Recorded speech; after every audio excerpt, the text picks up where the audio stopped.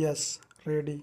अध्यक्ष महोदय, सरकार चाहती है कि अन्न के मामले में देश आत्मनिर्भर बने, तो मेरा सुझाव है कि जिन जगहों पर काफ़ी संख्या में ट्रैक्टर से काम लिया जा रहा है, आपको कोई कारखाना खोलना चाहिए और सस्ती कीमत पर उनकी मरम्मत की व्यवस्था करना चाहिए।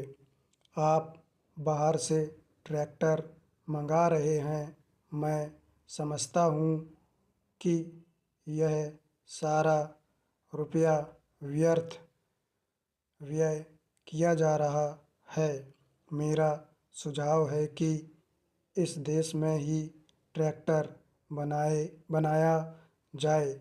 बाहर से खेती के सामान जो आ रहे हैं, कारखाने से होकर ही आ रहे हैं। इनको जहाँ भेजना हो वहाँ सीधा भेजा जा सकता है, किंतु हो यह रहा है कि पंजाब सरकार द्वारा इनको सारे देश में वितरित किया जाता है।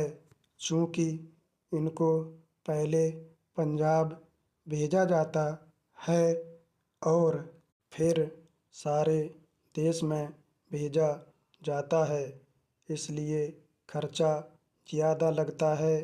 खर्चा कम करने के लिए, लागत कीमत कम करने के लिए यह आवश्यक है कि इनको सीधे भेजा जाए। मैं समझता हूँ कि इसमें कोई औचित्य की बात नहीं है। इस पर भी आपको विचार करना चाहिए। आपको किसानों की सहायता करनी चाहिए। उनकी हिम्मत आप ना तोड़ें। हमें चाहिए कि उनको हम सस्ते दामों पर खाद दें, बिजली दें, बीज दें और पानी भी दें। लेकिन ऐसा ना करके हम देख रहे हैं कि हर चीज़ के दाम बढ़ाए जा रहे हैं। नलकूप पर आप कर लगा रहे हैं, उनको बिजली नहीं मिल रही है। इस ओर आपका ध्यान जाना चाहिए। वास्तव में आप कृषि की उन्नति चाहते हैं तो सिंचाई और बिजली का काफ़ी इंतजाम होना चाहिए। जब तक सिंचाई और बिजली का इंतजाम नहीं होगा, तब तक खेती की उन्नति नहीं हो सकती। अब तक सिंचाई और बिजली तो एक मंत्री के हाथ में है, लेकिन कृषि दूसरे मंत्री के हाथ में है।